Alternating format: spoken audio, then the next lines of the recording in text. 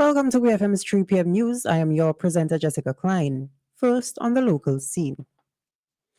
Members of the Royal St. Vincent and the Grenadines Police Force, attached to the port, stopped a vehicle driven by 18-year-old Jermaine Andrews of Cane Garden during routine checks at the Grenadines Wharf in Kingstown. This resulted in the discovery of a Glock pistol and 24 rounds of ammunition after a search was conducted. Andrews was cautioned and taken to the Criminal Investigations Department pending further inquiries. He was subsequently arrested and charged with the offenses of possession of an unlicensed firearm and ammunition without a license issued under the Firearms Act. On Wednesday, 18th January 2023, he appeared at the Serious Offences Court to answer the charges, to which he pleaded not guilty. Bail was granted in the sum of $12,000 with one surety. He was ordered to surrender all travel documents and report to the Central Police Station every Monday and Thursday between the hours of 6 a.m. and 6 p.m. with stop notices also issued at all ports of entry and exit. The first event in the 2023 Inter-Secondary School Athletics Championships, ISAC, the cross-country race, was run off yesterday, January 18th, at the E.T. Joshua Tarmac. The Central Leeward Secondary came out on top in the girls' category and second position for boys.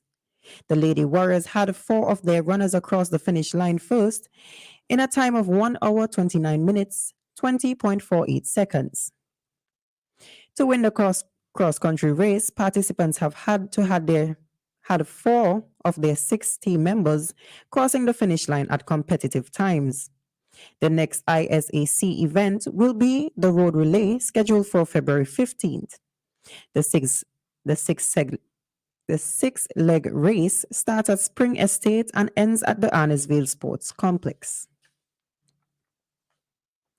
Still on the local scene, a Vincentian citizen, Ronald Rohan Ordain, was detained and charged with the possession of an illegal firearm, possession of ammunition, and trafficking in a controlled substance in Grenada. A search of the accused Ordain, age 20 of Prospect, on January 10th led to the filing of charges. Authorities found in his possession 1 Glock 9mm, 5 rounds of ammo, and 1 pound of marijuana. After being brought to Goyave Magistrates Court, Ordain was ordered to remain in His Majesty's prison's custody, due to be back in Carriacou Magistrates Court today, January 19, 2023, for his subsequent court appearance. On to regional news. Approximately 250 kilograms of seized cocaine and the custody of 3 apprehended smugglers were transferred by Coast Guard cutter Richard Dixon and crew to authorities in the Dominican Republic on Monday. According to the Coast Guard, 2 of the 3 men arrested are from the Dominican Republic, while 1 other claimed Haitian nationality. The seized cocaine consisted of 6 bales with 112 packages inside, which were estimated to the wholesale value of $3.75 million. The interdiction was due to a collaboration between the U.S. Coast Guard Sector SAR-1, Customs and Border Protection, and the Dominican Republic law enforcement officials. During the evening hours of January 10, 2023, the aircrew of a Customs and Border Protection air and marine multi-role enforcement aircraft detected a suspect go-fast vessel in Mona Passage waters. The Coast Guard cutter Richard Dixon diverted to the scene. During the pursuit, the suspected smugglers were observed dumping multiple bales of suspected contraband. Still on the regional scene, Acting Chief Executive Officer of the Barbados Medicinal Cannabis Licensing Authority, BMLCA, Senator Shanika Roberts-Urdle, during the National Council on Substance Abuse panel discussion, reminded Barbadians that only licensed doctors have the authority to prescribe medicinal cannabis and only pharmacists are legally allowed to dispense it. The discussion was themed Cannabis, Medicinal and Recreational, what really is the difference?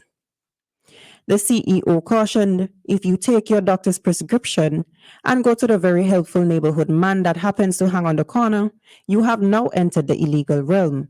Please turn back. It has to be prescribed by a doctor and then dispensed by a pharmacist.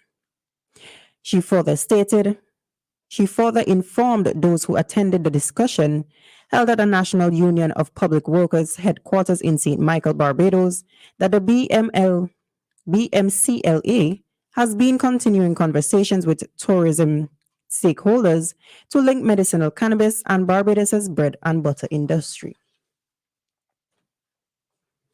And on the international scene, a top Indian athlete has accused the chief of the Wrestling Federation of India, WFI, and other coaches of sexually harassing women wrestlers for years.